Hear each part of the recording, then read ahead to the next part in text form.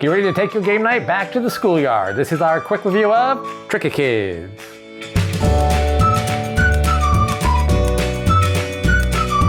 We were given a copy of Tricky Kids from the publisher so that we could do this quick review.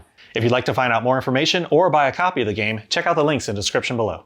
The unique thing about this is that all the cards are going to be blank and you're going to write your own numbers in the cards. So you're going to have a hand of 7 cards and you're going to write the numbers. They have to add up to 21. You can go less, but you can't go over. They have to add up to 21. So you could do 21 and then 6 zeros. That probably wouldn't make the most sense, although you never know. And how you keep everyone fair is at the end of each trick, you're going to get your card back. And then at the end of the round, everyone's going to look over and make sure that no one went over 21. And if anyone went over 21, then you don't get the points that you won that round. And if you didn't win any points, then I guess it's just a wash. But I really like the concept, and this is why it was one of my top 5 going into Gen Con of what I really wanted to see, because I like the idea of writing in your own numbers and then you're trying to go after the different tricks to win. However, I don't really like how you're winning the tiles because it's based on the suit of the winning card.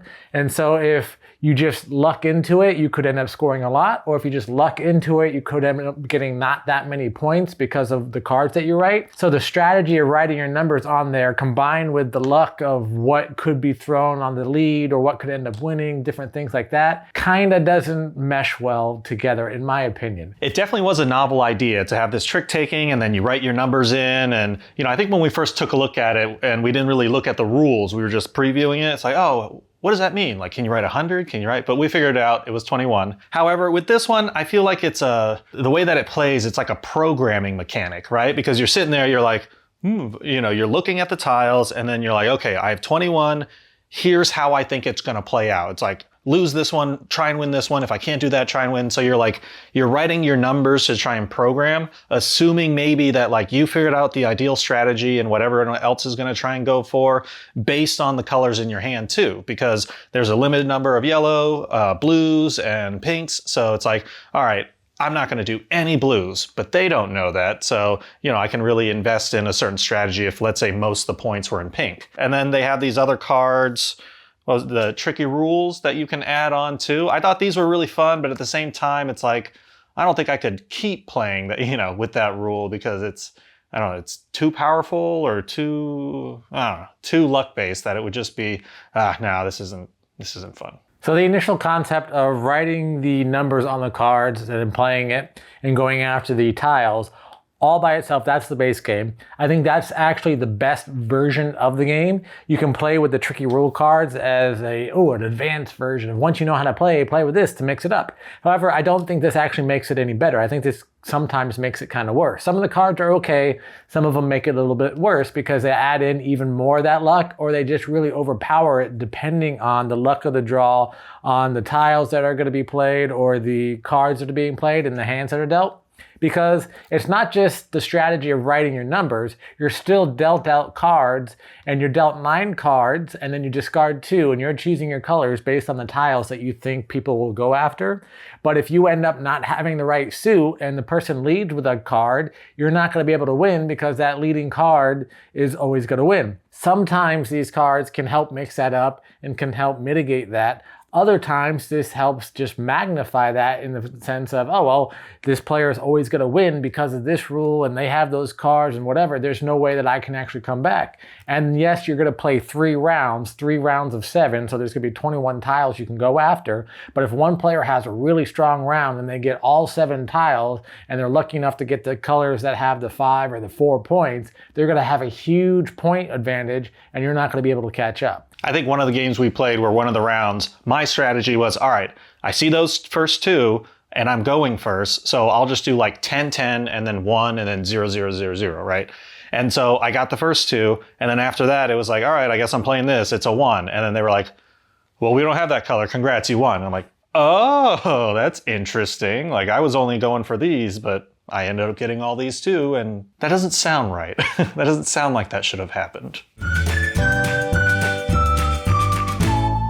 So I like that novel writing in, right? Because it adds that, like I said, the programming aspect. Because at some point we had either internal conversations or external conversations of, well, Lee's probably going to go for those first two. So he's leading. So, you know, there is a way that you're planning all this out and you're like, I know Kenny's going to think I'm doing this. So maybe I just hold on to this and go for those two other colors where the points aren't that high. Like they might go for it. So thinking all those different scenarios or timelines or, you know, permutations is fun. Could be some brain drain there, but, you know, at the same time, it's just like, whatever, like, you know, 2, 2, 2, 4, like 19. Well, you can't do that, but whatever the remainder is for 21.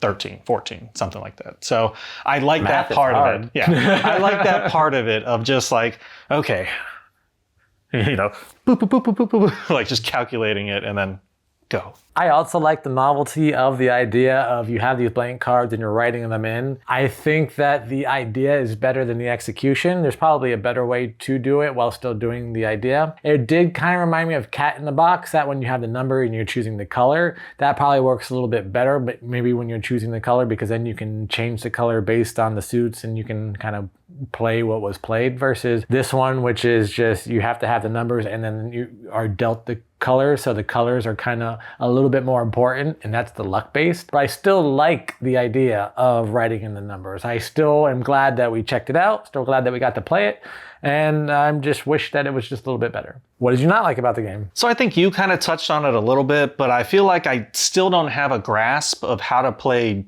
defense of this, right? Like how to stop someone from running away with it. Like, yes, it could be luck based, right? Like you're programming, you're writing the numbers like, oh, I should have done 3, 5, 5, 2, and in this way, like all of it in hindsight. Okay, that's the first round. Now, second round, how do you use that information to defend against that happening again? I think I haven't grasped it yet. So maybe it's just whatever, 3, 3, 3, 4, 4, 1, and then see how it plays out. I don't know. The thing I really didn't like about it, and I thought Lee was going to say it, so I was trying to think of something else I didn't like about it, but the thing I really didn't like about it are the washable markers. As you're writing it on there, this is the way that they came up with how you're writing it in, is it's like a plastic card, so the card is like laminated so that you can write on it and then erase it, then you write it. However, because of that, when you get your cards and you're holding them in your hand, if you were to do something like this and then like spread them out, you're erasing them. So we had a couple of times when Lee's like, that's a 10, guys. Really, that 0 just got erased. That was supposed to be a 10. And we're like, surely, sure. In a lot of games, I'm usually okay with them. And Lee usually mentions something about the washable markers. But this time I was just like, that's really annoying me. Yeah, it's like it started smearing, right? So you'd have to write it and then. Yeah. I like all the colors and graphics and the feel of this. And like I said, the novelty of, okay, you know, I'm writing my own numbers now rather than like being dealt randomly. It's like, it's more power to you, the player. I like all that. I'll play it again. It's just some of this with like too much luck and I don't know. I don't know if I'd like buy it and keep it. It's just more like, you want to play? Yeah, let's play. You know, we're going to have fun. We're going to write. Like, okay, on to the next one. Overall, I really enjoyed this game. However, I feel like it could have been better. I like the idea better than the execution, so I would play it again. However, I would definitely not play with the tricky rules cards, and after a while, I'm sure we'd come up with a good house rule to make it even better. So I think that there's something here, which is why I want to play it again. But if you're looking for like the next best trick-taking game, I don't think that this is necessarily it. But I do like the concept, and I like that people are trying to come up with fun and interesting ways to do things with trick-taking games. That was our quick review of Tricky Kids. What'd you think? Is this a write-in for your game night? Let us know in the comments below. Once again, I'd like to thank Pandasaurus for giving us a copy so that we could do this review video. If you'd like to find out more information or buy a copy, check out the links in our description below. And as always, if you're enjoying our content, please like this video and subscribe to our channel. Until next time, I'm Lee. I'm Kenny. I go party like a board gamer.